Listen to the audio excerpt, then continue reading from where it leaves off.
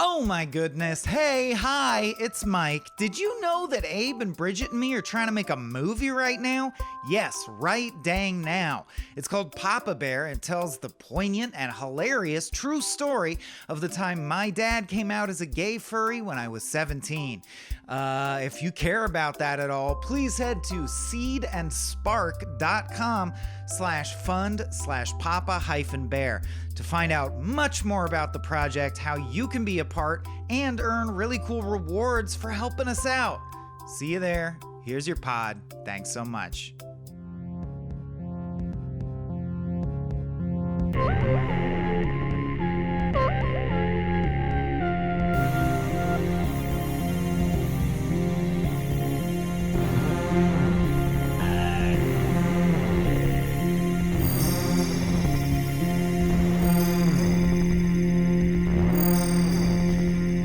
Hello everyone, welcome to Like Razorblade Pie, a bite-sized book club about the speculative fiction of Harlan Ellison, my favorite writer of all time. I'm your host, Michael Swaim.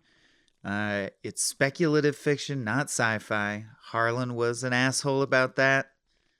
In my mind, that is linked neuronally to an old Comedy Central spot where before commercial hit, Brendan Fraser would say, "It's Fraser. And if you say Frasier, I will find you." Cody, do you remember that Comedy Central bumper? I don't actually. Damn. I thought that would be the perfect segue into welcoming our special guest, Cody Johnston, everyone. I apologize. Thank you for having me. I'm surprised I don't remember that because it seems like the exact era you'd watch Comedy Central a half hour after you get home from school, right? Right. It was Craig Kilborn Daily Show days, if I recall. Right in that era. Yeah, I don't remember. Man, this is nothing about sci-fi, but sure. There's a clip I recommend people look up when Craig Kilborn was still host of The Daily Show, so very slim window, and I'm not saying he's not as good as Jon Stewart, but he had an interview with a guy who works in the sewers his whole life and just kept asking him questions. Like, what's the biggest problem? And he's like, poop in the manhole, and he can't stop laughing. And he's like, when you approach the manhole, it's the poop. Yeah, it is. Anyway, what? Speaking of stories that make you want to kill yourself, Ooh. Today we're covering. This is the podcast where I try to keep it tight, and this is not tight. Let's get on. Doing great. Killborn. All right, appropriate. Yeah, great. I'm going to transition now to the Jon Stewart era, much more staid and respectable, as we talk about The Sky is Burning, a very provocative title, I would say. I wonder if there's a reference to the nuclear tests and the idea that they thought it might ignite the atmosphere. I don't know if it's intentional or not. But yeah, I picked The Sky is Burning to pair with Cody. I forgot to shout it out, so hopefully people who want to read along will see the title. Maybe I'll tweet it right after this. That's what I'll do. So presumably you've read it by now, and we're going to dive on in.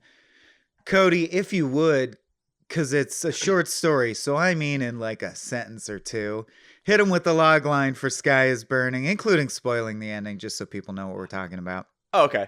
I was like, how much do I say? No, not like you're selling a movie and you're tantalizing. Yeah. Yeah. Wikipedia entry more. Yeah. Sky is Burning. It's about follows an astronomer as what appear to be flaming meteorites appear all over the Earth and then all over other planets in the solar system, burning, screaming sounds in the sky. And they discover that it's actually creatures. And they investigate the creatures, and they discover that they are all there, the hundreds and thousands of them there to kill themselves, which they do every 5,000 years. 5,000, yeah. And they do it on Earth because the Earth is the end of the universe, and there's nothing for us to do but be the garbage disposal of the universe. We're the garbage disposal of the universe, meaning that also everything is, they capture one and it briefly talks to them telepathically and lets them know that their empire, that species, they own like the whole universe in all directions. And they're not mad at us. We can do whatever we want, but there's nothing unclaimed in the universe. Yeah.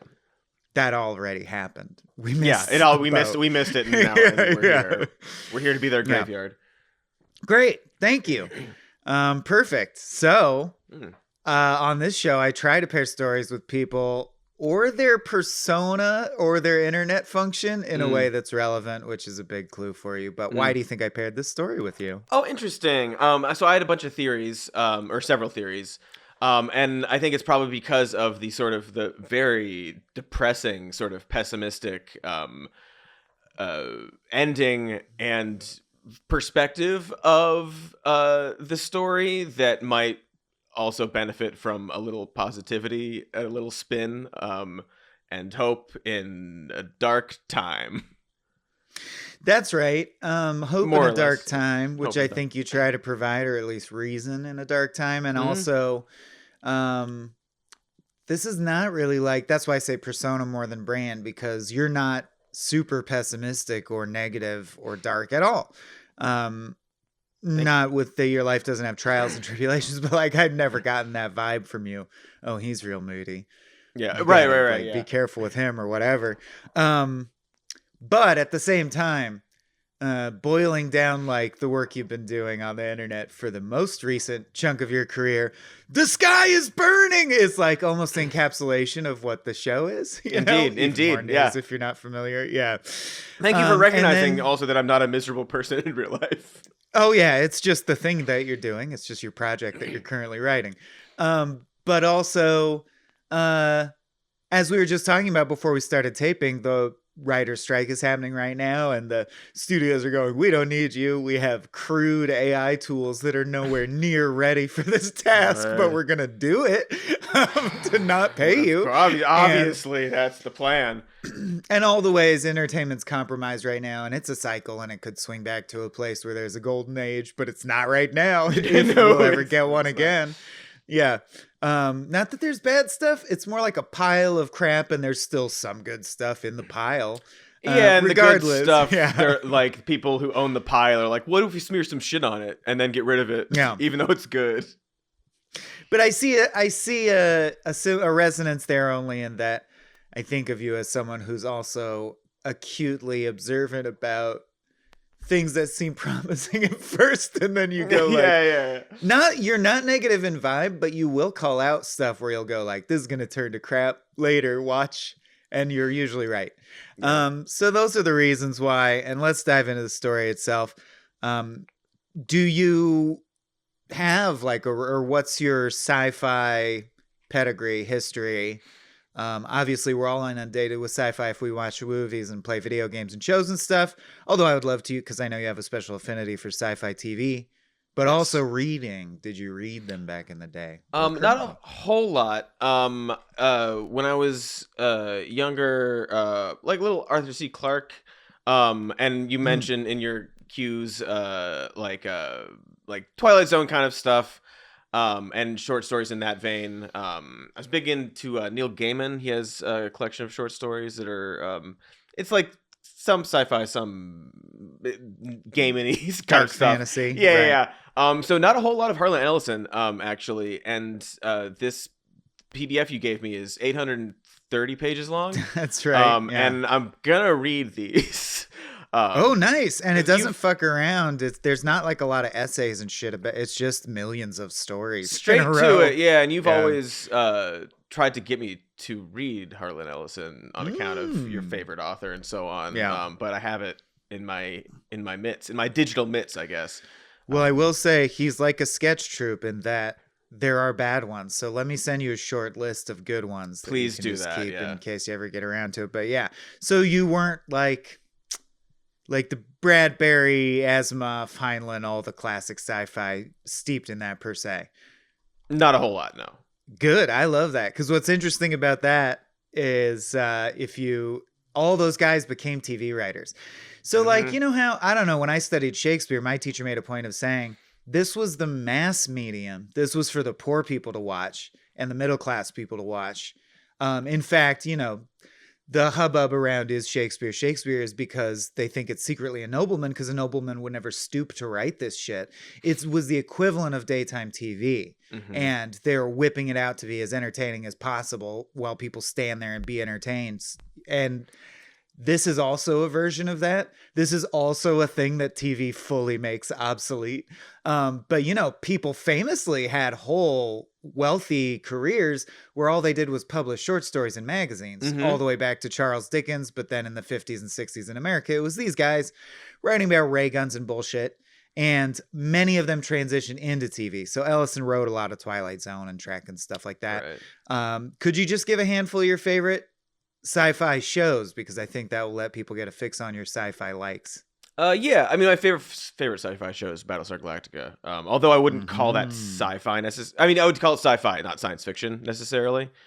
If we make that distinction, I don't.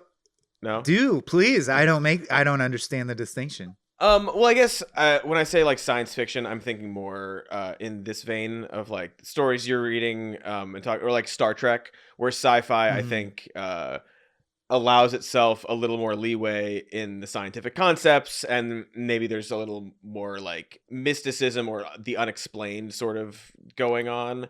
I guess hard sci-fi is more what the distinction that I'm making. They but call like Battlestar it hard or Galactica, soft in the community, which is very phallic. But like, you know, Battlestar Galactica is not a like, it's not hard sci-fi by any means. It happens to take place in space, and there are robots, right? You know, but beyond that, growing up in the 60s, not me, but sci-fi, like trashy sci-fi that became the pop culture that we like. I will say they're no stranger to bringing in God or metaphysics or a supernatural element. But yeah, you'd call that soft sci-fi or whatever, versus Philip K. Dick is like, here's how the technology works. Exactly. You unscrew it, and inside there's 4 diodes. Sometimes. He's great, though. He pulls out great twists. Totally. This is not a Dick show, despite soft and hard being bandied about. So I wanted to ask, since it's your first Ellison on the page, like, how did his style hit you? I will say on the Ellison meter for people listening along to this show, this one's is still fairly grounded, not super psychedelic. He's like the Beatles. Towards the end of his career, he gets like crazy weird, which I love. But how did it hit you style-wise? I want to read more to get a bigger grasp on his style. I think I liked it's very straightforward, but also leaves a lot of room for sort of like a feeling of dread, even though like the words themselves are very like specific and deliberate. If that makes sense. It's very deliberate, but not as showy as he gets later in his life. Okay, yeah. You know, a lot of like just matter of fact, I guess, while also having this sense and tone that there's like this dread sort of behind it.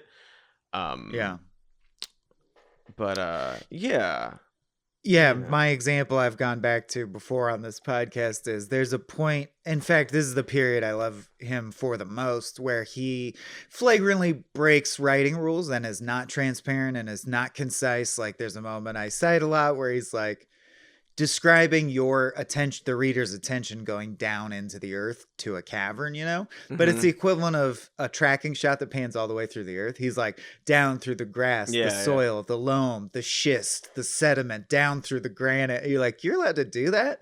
You're wasting so much page space on this, and it doesn't mean anything, but it's so cool. But this story is classic. He's making a buck, probably just pumped it out over a weekend to sell to a magazine story. So I'll call out some stylistic things, but I think that's right on point. So speaking of how it is sneaky deliberate though, and I do think Ellison's stories bear up under scrutiny, like he was a smart man. What did you get out of like the fact that this is happening to the whole world? Why is our hero an astronomist, and why is basically like the Futurama where Gore has ridden the moonworm. Like they call a big science convention of all the scientists. Yeah. Why are we viewing it through the lens of academia and science specifically, do you think? I think a few reasons. I think some of it we sort of view, again, not knowing a whole lot of his work, a view of sort of his view of a lot of academia, and why certain people are involved.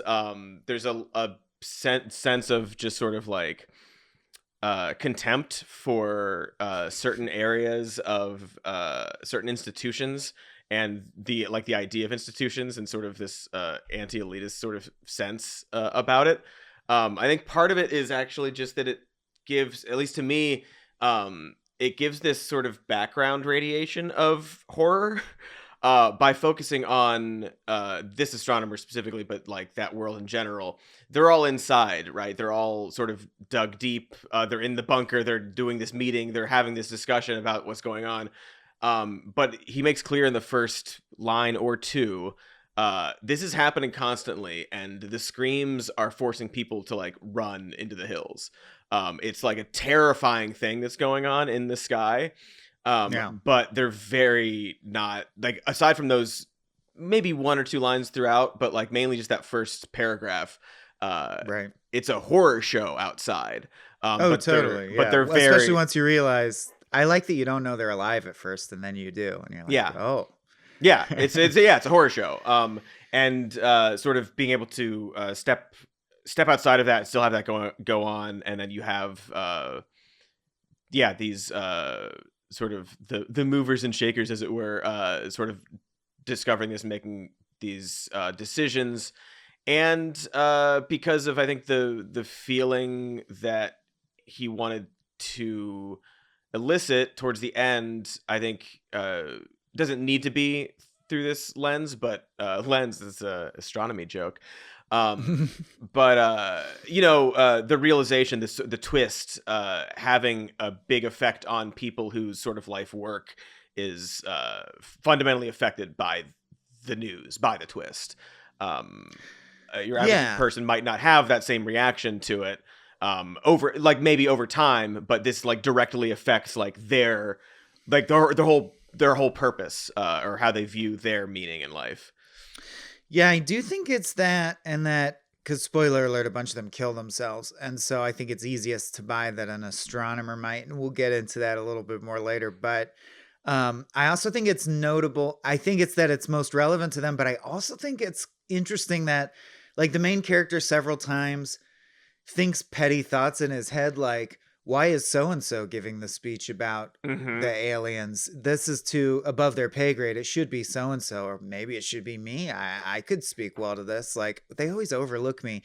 And I think there's this pomposity and sort of backbiting of, even in the midst of this, they're shuffling the deck chairs of like social status. Reminds me of the Chernobyl show a bit, where it's like, I'm above you. I'm above you. I could have my guy kill you. We're all dying of radiation. Yeah. This is not what we need to focus on. And I think that's very intentionally a dig at humanity and why we're the garbage disposal of the universe. Yes. And the idea that if the twist is you're going to knock the wind out of human desire to push our empire out into space, how better than to first point out the facets of humanity that are like, we're so great, we're going to go conquer the universe. No, you're not. Like, if it was a teacher, or if it was Will Smith coming out of his house and seeing the ships in the sky, like just a family man or whatever, it's a whole different story. The fact that they're dry academians, I think, really makes you be like, this is why humanity. And I think a lesser writer, not that this show is to like build him up consistently, but I think why he appeals to me is like a lesser writer would just do the story on the surface level and not necessarily catch that or do the most appropriate possible thing to like structure it around. And even have those sort of parallels between like you're saying, like this sort of like weird jealousy of like, why them? Why not me? Why not, that? And it's sort of, why not me announcing we're all going to die? Right. And it sort of, it does also fit with like the humanity's relationship with these aliens, right? Like, well, why them? Yeah. Why are they doing it? Why can't we be special? And I love that we're like, is this an insult? Why do you kill yourselves here? And they're like, no, it's a madmen. I don't think of you at all. They're like, oh no, it's not an insult. It's just where we do it. Or like, we don't care. Yeah, and we're like, that's even more insulting. Exactly. It's so flippant and casual. Although Don Draper did think about him. That's true. People misuse. It was a lie. Also, I will note, just while we're on the moment, it's funny that he's from the early 60s and it's still like, specifically the women ran to the hills to escape the sound of the suicides. I love that, imagining all the men in the town are like, I can take it. Nah, it's just a sound, man. Right? Yeah, bring it on. Like, can't show weakness. The women are in the hills. Also, like, the idea, I mean, this is just like, logic problem right out the gate. You're going to still hear it in the hills. If anything, you're going to hear them louder because you're closer to the atmosphere, right? Like, they're not only falling you don't want to go city. up. Like, no, they're falling everywhere. Yeah. Can't escape the screams. So obviously it's sort of, and also I'll say about Ellison, he's both. He's extreme both sides of the coin. So he'll equally have stories that are like highly cynical. Humanity sucks and is a total write-off. Look what we do to each other. And then stories where he's like, well, but specific people I know are so fiercely beautiful it makes me believe in angels. Like, he'll be hypocritical about it, and he's open about that. But like, he's described stories as just capturing an emotional state I was inhabiting at the moment. Not every story is a treatise on how I think about the universe, which is totally fair. Yeah, that's so. It has to be if you're writing hundreds of these stories too. But we never do that. It's interesting to me. I think it's just because we want to know our heroes from afar. But like with songs, we'll be like, this guy consistently writes sad songs. He must be so sad. And it could be, no, that's just the kind of song he's good at writing. Like, that's way more likely. Yeah. Also, there's an element of that too, where it's like, maybe they only pick up the instrument when they're sad. Or like when that's, because like, that's how they when I'm are happy, used to working. I'm off being happy. I'm not necessarily going to be Right. writing a song based off every emotion because I'm doing that. Or sad stuff feels more important to them or worthy of capturing because we all have that bias a bit or whatever. Or you only know three chords and most of them are minor. I don't know. There's so many reasons. Right. So Harlan is also a chameleon in that way, where his stories are like, he's also imitating people sometimes as an homage. He's really just a craftsman practicing writing, which I like about it. Because you can analyze it like this. So this one is obviously a treatise on curiosity. And I just wanted to ask your thoughts around that because, of course, sci-fi and people interested in science and space often cite it as like the most unique human trait or the most important human trait sometimes I've heard. The most positive human trait or even primate trait, if we're being, truthful. They also have it. But like, we're proud that we're curious. We're proud that we explore.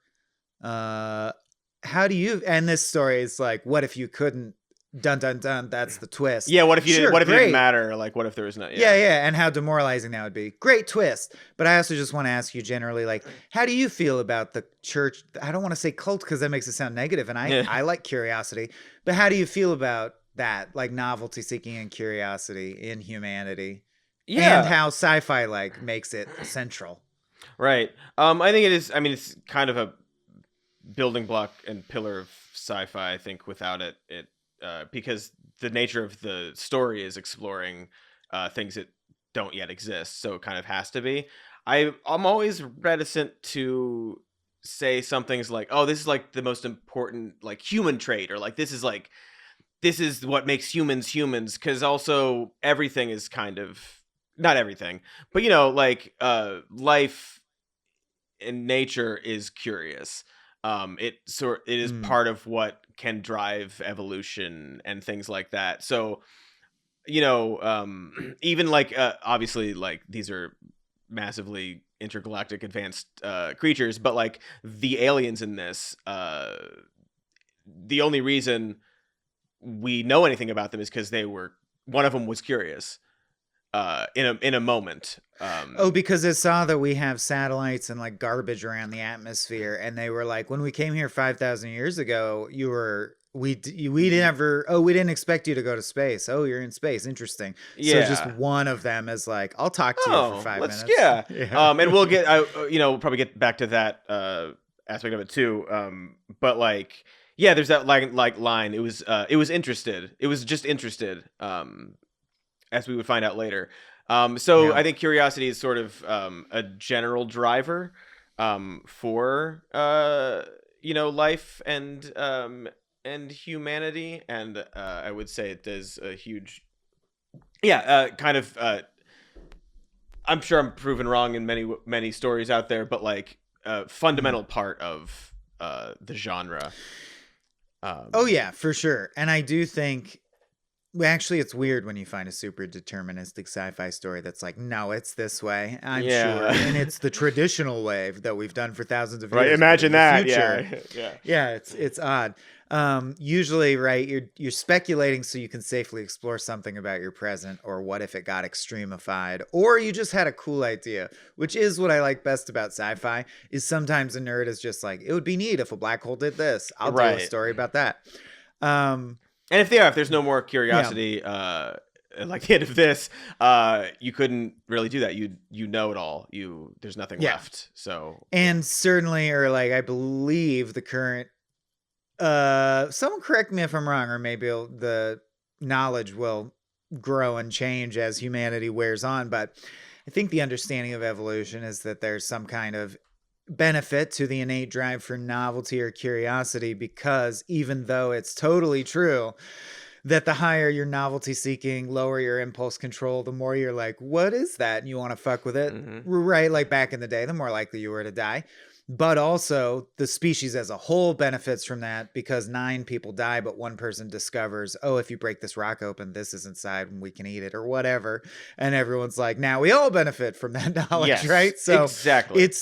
It's like a measured risk that species take, not consciously, because that's not how natural selection works, but it works out so it perpetuates itself that some of the tribe are more novelty seeking than others, and they take risks and try to discover new things at risk to themselves. And make those big steps that, lead to... Which is, yeah, exactly. And so fascinating to me, because it means that species are connected in that sort of overbrain way.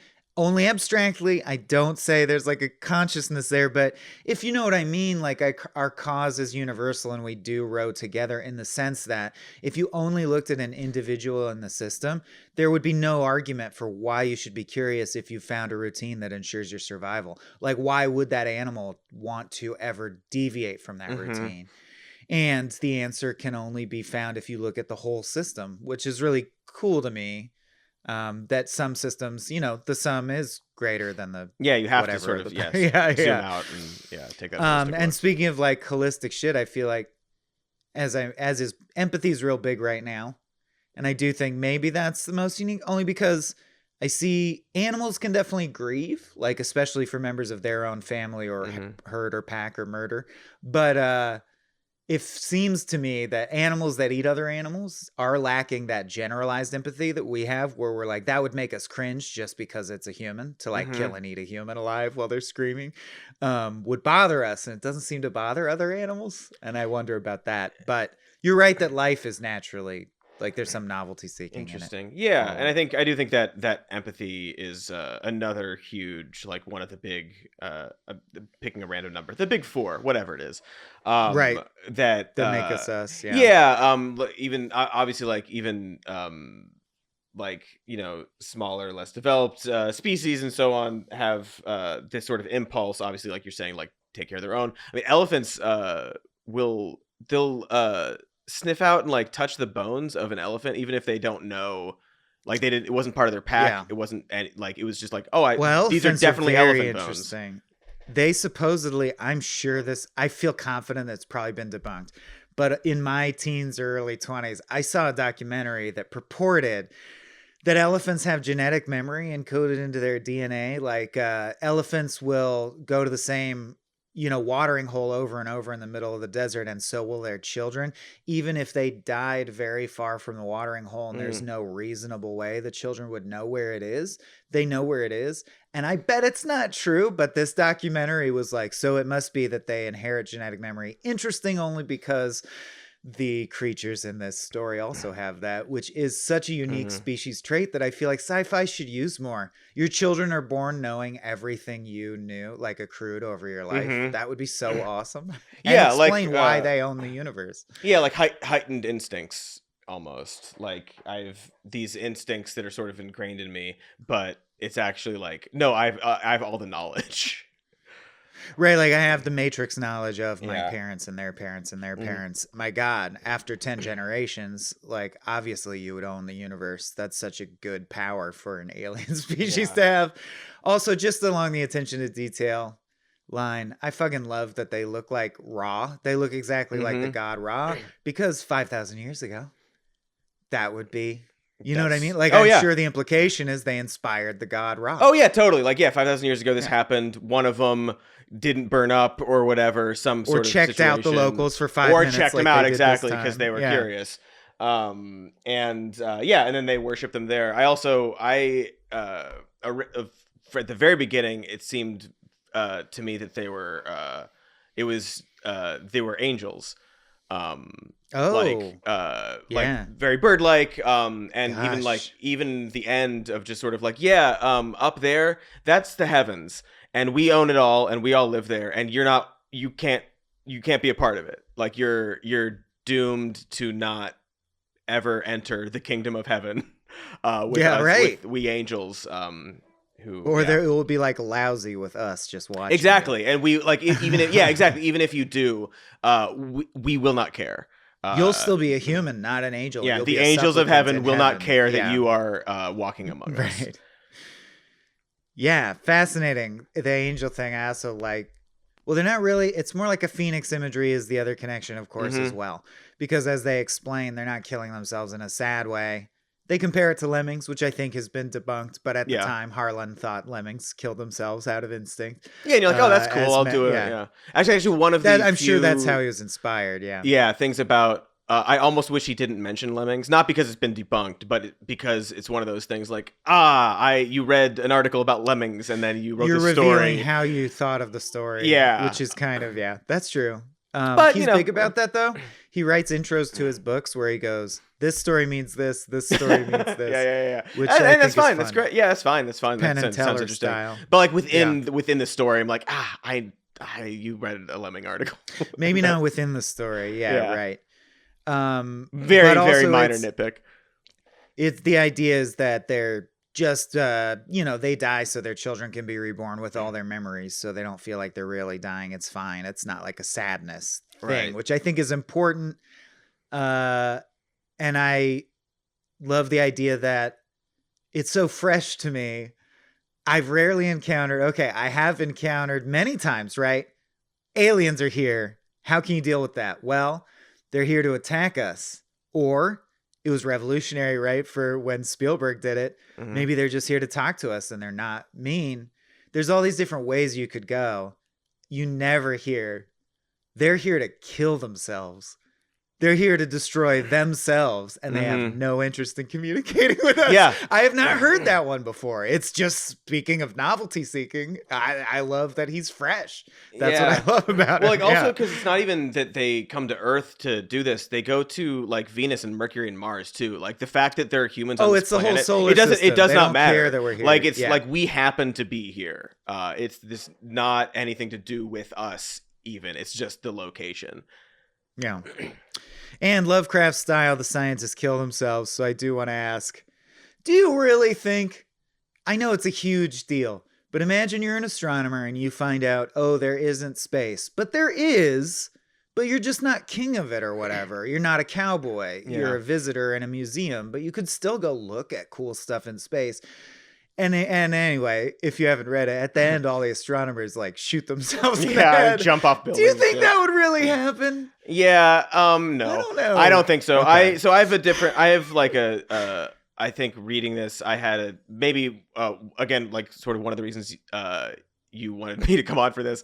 I didn't get any of the sort of pessimistic outcome or like perspective from this. Like I He was reading paints it obviously, like this and devastates everyone on Earth to yeah. their core. Yeah. And I think there's something more about this that is, aside from the fact that, like, I think if astronomers found this out, they might be like, okay, well, that's kind of sad, but like we can still go look.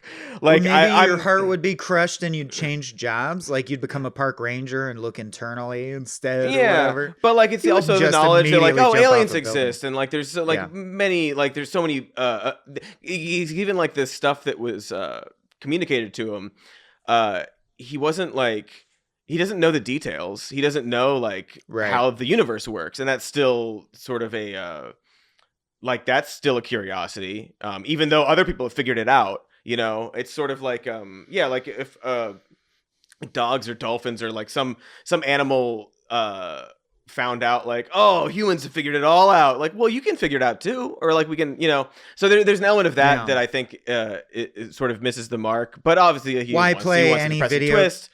Yeah. Like why play any video game if someone on Earth has 100%ed it already? Or like, why do anything? Because I'm doing it. I get to experience it. It's my Exactly. turn. Yeah. And there's of also course. an element of the ending and some of the stuff sort of peppered in, and like you're talking like this general idea of curiosity, where I feel like if, okay, let's say that these angel aliens from the cosmos are doing this, and Earth is like the dead end. It's like this is where it all ends. Well, 5,000 years ago,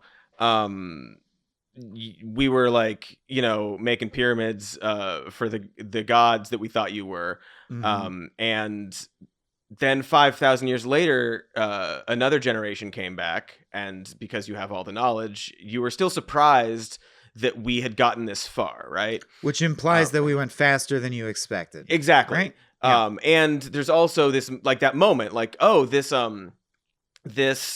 one out of, again, like millions of these creatures, one of them was curious in a moment, didn't need to be, had the cycle planned out. This is what we do. We go here, we die, and reborn, and then continue. And this particular creature broke that cycle by being interested in this. Oh, I'll go check this out for 5 minutes. And that had an effect on another species. A really negative one in some of these people's cases, but they're like, it's sort of laying out this thing of like, well, yeah, what is the cycle of life? It's this death and rebirth, and you make these evolutionary steps, and the next generation or the next life, the next sort of cycle is built on like the ashes of the previous one. Yeah. And so it's sort of laying out this almost could be even be like potentially hopeful idea of like, well, these events are still leading us out there. These little moments of curiosity are kickstarting. You could say, like, well, we still made first contact. This is still first contact with aliens. They might be participating in their death ritual, but they're not all. They still exist out there. We've just made contact with aliens. Is that nothing? Like, are you not entertained? right? at Like, all? yeah, exactly. Like you said, you're like, we're the garbage True. disposal of the universe. Okay, but, all but right. Well, we they're learned showing up. something We learned today. something, and we're also like doing better than these like immortal, like not immortal, but like these omniscient sort of beings. Expected. Yeah, That's like we're doing way interesting. better Yeah. than they thought. And we're the garbage dump. So I think that's sort of like, oh, actually, humanity isn't like pointless or useless or bad. We're late, right? Yeah, what if you're a garbage man reading this? You're like, hey, my service Wait is a second, valuable. yeah. You need to have a dump. Yeah, so I just think that there's yeah. there's an element of this sort of like these like you're saying, these sort of moments of curiosity within a species that will sort of kick it up a notch or forward in the evolutionary chain, and I think it sort of laid it out like that, even though certain people in the story took it very, very, very, very, very, very poorly. Right. But I do think it's the same thing with sketches. It applies to horror and sci-fi stories as well. If you don't know how to end your story, the person kills themselves at the end. Sketches do it, improv does it, sci-fi does it. I mean, death is the ultimate symbol of end for all of us, so it's just the easiest low-hanging fruit to go for. What if they die? Well, that is the end. Yeah, you exactly. did it. The story's over. But anyway, I also like kind of how it rhymes, just in the sense that I got the impression that Ithk, terrible sfi name. So oh my hard to say. God, it's so Ithk's people who go unnamed, thank God, yeah. are the presumed. They kill themselves when they're like, well, we've soaked up all the information. I'm habituated to stuff. I'm done exploring. I'm going to die so the next generation can explore. That's totally, or, it's like we're still copying them, which is cool. They finish exploring and they kill themselves. Oh, we realize we're done exploring and we kill ourselves. I like that. All right. Yeah, Harlan's parlance. Were there any lines you wanted to shout out? You don't have to have any because it is a straightforward story. Yeah, I was kind of trying to figure that out, and I couldn't really find. I couldn't nothing grabbed me in terms of the actual prose. Yeah, doesn't have to. I would say that's okay. Yeah, there were again those the sort of it was interested, but it was interested as we learned later. Struck me when I was first reading it. And it sort of paid off as the story progressed. But it wasn't like, oh my, this beautiful line. It was just like, oh, which okay, he often does do, but not in this one. Yeah, it wasn't a whole lot. I liked Out of a Lemon Sky kind of stuff, but it's not. Didn't. Yeah, the first line, which I did want to read, only because I think when you read it on the page, you don't realize that it's written in iambic pentameter and rhymes. It's not literally iambic pentameter. Don't get at me, poetry people, but if you know what I mean, it has great mouthfeel.